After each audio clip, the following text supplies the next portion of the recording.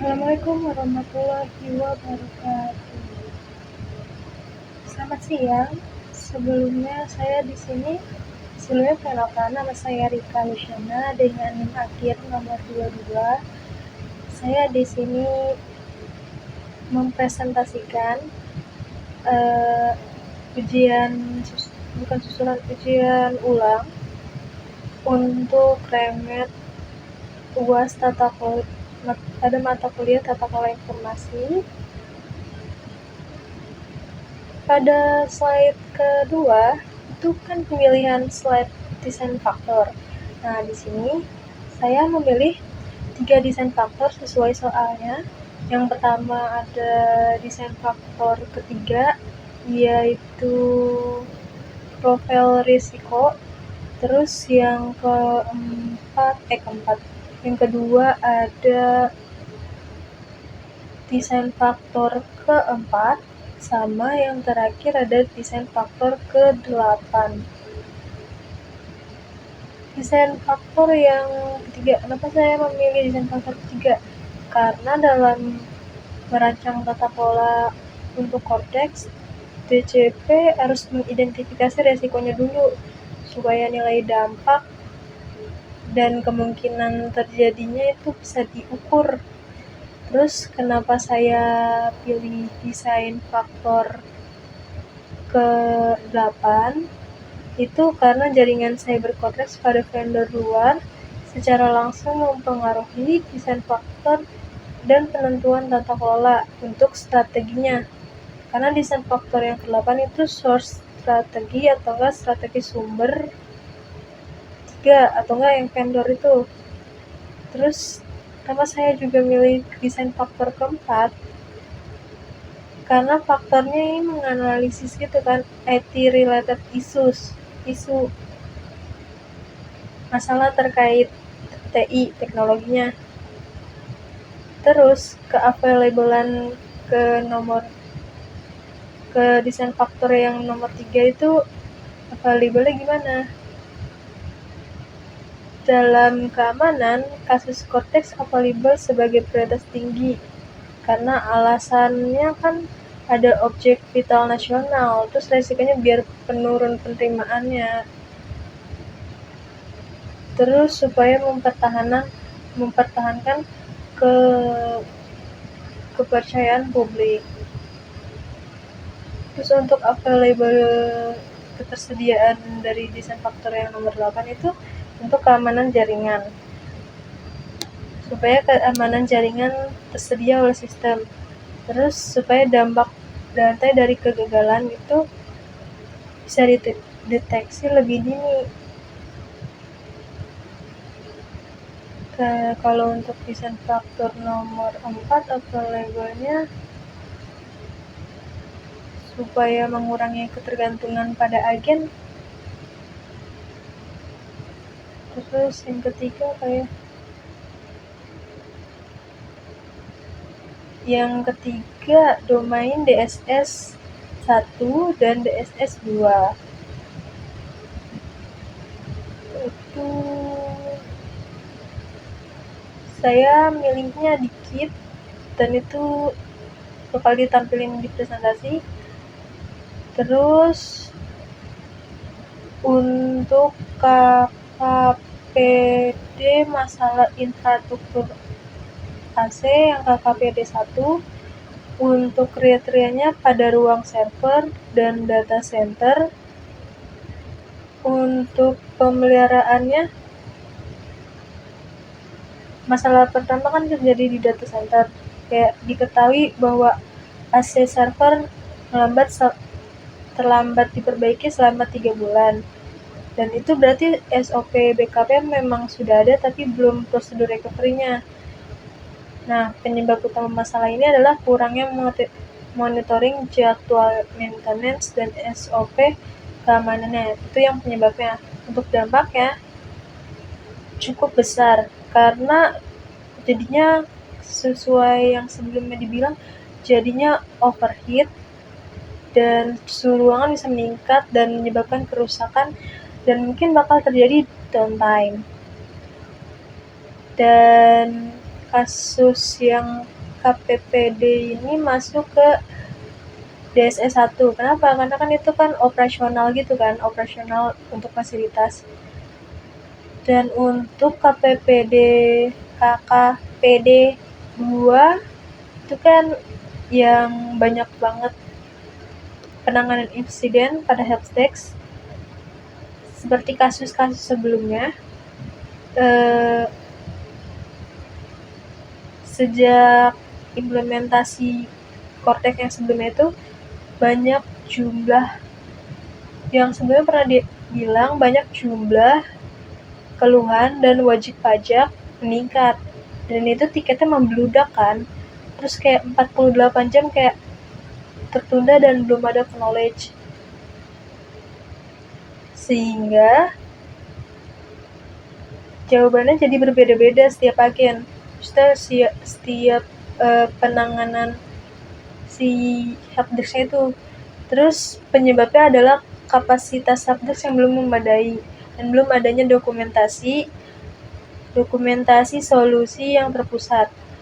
Dampaknya yaitu kepuasan pengguna menurun dan kepercayaannya jadi berkurang gitu, karena penyelesaian masalahnya lambat. Dan kasus ini menurut saya masuk ke domain 2 dibanding domain 1. Kenapa? Karena berhubungan dengan pengelolaan servis kan. Dan ini perlu penanganan sementara, walaupun belum ada penanganan selesai kayak DSS 3 yang problem solved itu. Terus untuk KKPD 3 itu pengawasan vendor kan. Kurangnya pengawasan vendor nanti bakal menyebabkan kurangnya keamanan vendor keamanan cyber. Nah, DJP sebenarnya sudah memiliki kontrak tapi belum memiliki keamanan jaringan. Terus timnya jarang audit, dan ini bakal menyebabkan kurangnya evaluasi rutin terhadap vendor keamanan cyber. Dan akibatnya DJP tidak memastikan apakah monitoring ancaman benar-benar dilakukan secara aktif selama 24/7, dan hal ini resikonya jadi keterlambatan dalam mendeteksi serangan cyber. Masalah ini juga termasuk ke dalam domain DSS 1 karena berkaitan dengan pengelolaan operasional keamanan TI.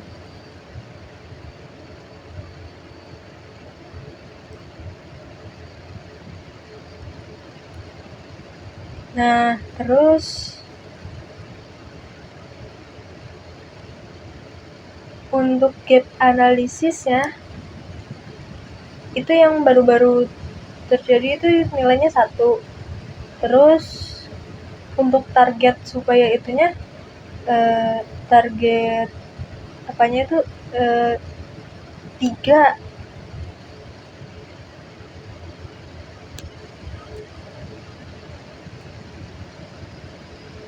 Untuk rekomendasi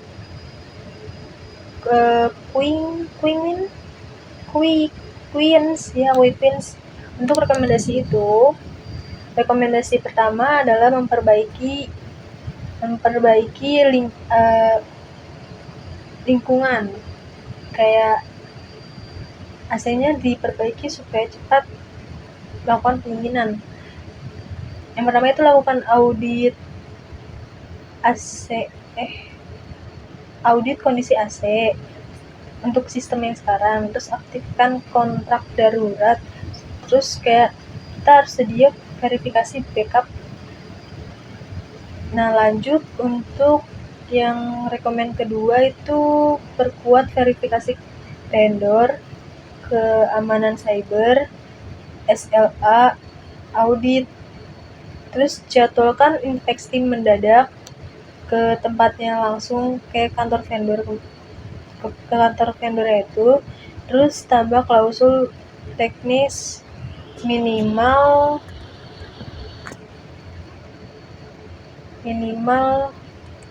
lognya itu minimal log retention MTTR itu pokoknya intinya tambahin log supaya bisa diukur gitu kan. Terus yang ketiga itu reduksi backlog untuk subdesk, dan ini untuk tambahan knowledge base, dan ini gunakan KB atau knowledge base yang sederhana biar kayak kalau misalkan ada kendala customer ini nanya langsung ke helpdesk-nya. Nah itu tuh biar langsung ditanya, karena gimana ya, kan customer kan ada trouble nih, butuh jawaban kan biar bisa menyelesaikan masalah, dia langsung nanya ke helpdesk-nya supaya diselesain masalah itu. Dan untuk itu kan harus punya knowledge base yang minimal tahu touch eksplisitnya apa kan yang di sana. Nah itu supaya bisa menangani masalah biar FAQ gitu, pokoknya menggunakan FAQ. Nah terus aktifkan auto reply untuk FAQ-nya supaya misalkan tiketnya enggak kita harus checklistin satu-satu manual begitu. Terus untuk yang terakhir apa ya, terakhir jawaban maut gitu. Soal yang pertama, jika nyampe level 2 proses mendapatkan rating P, artinya proses tersebut berhasil sekitar 15-50. Kenapa menurut saya begitu? Karena kan kalau yang NN itu berarti belum terlaksanakan kan. Yang P itu setidaknya kalau yang kemarin-kemarin sudah ada niat. Terus N, P, T, pokoknya kalau yang mau nyampe 3 gitu supaya full gitu kan, itu kan harus mengolah secara mendasar supaya masih rapuh ya. Pokoknya kalau misalkan mau level 3 itu kan tidak masuk akal ya kalau misalkan bukti-buktinya, maksudnya bukti dokumen-dokumennya itu kurang. Dan kalau mau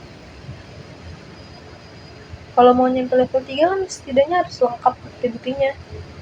Jika cara pengelolaannya kurang gitu, buktinya hanya sukses di level 2.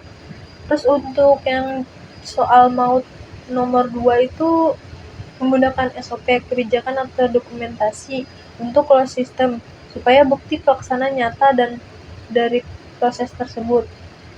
Terus yang ketiga yang soal DSS 1.5 itu kan mengelola fasilitas fisik sesuai yang pertama tadi yang operation dan fasilitas fisik dan lingkungan web termasuk. Intinya keandalan pusat data yang sistem AC yang rusak itu harus disediain sistem AC untuk server, sistem pasokan listrik cadangan kayak genset, powerbank buat misalkan kalau misalkan ada data penting laptop, terus serta sistem mencegah kebakaran dan banjir. Jika DSS 1 dan 5 itu gagal, misalnya ada kayak kebakaran atau mati listrik, maka resikonya bisa fatal kayak pelumpuhan arus kas dari sistem Cortex tersebut kan. Ntar kalau gitu rugi dong, kayak udah ngumpulin ini terus tiba-tiba kayak mati lampu, gak ada sistem backup gitu.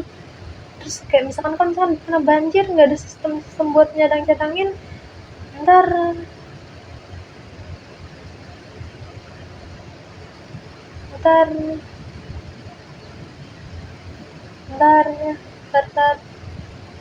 apa itu namanya,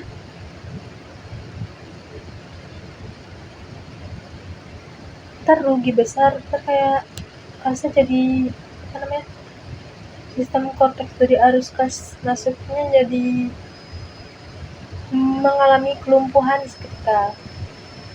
Nah, sekian dari presentasi saya, kurang lebihnya mohon maaf, banyak salahnya. Assalamualaikum warahmatullahi wabarakatuh.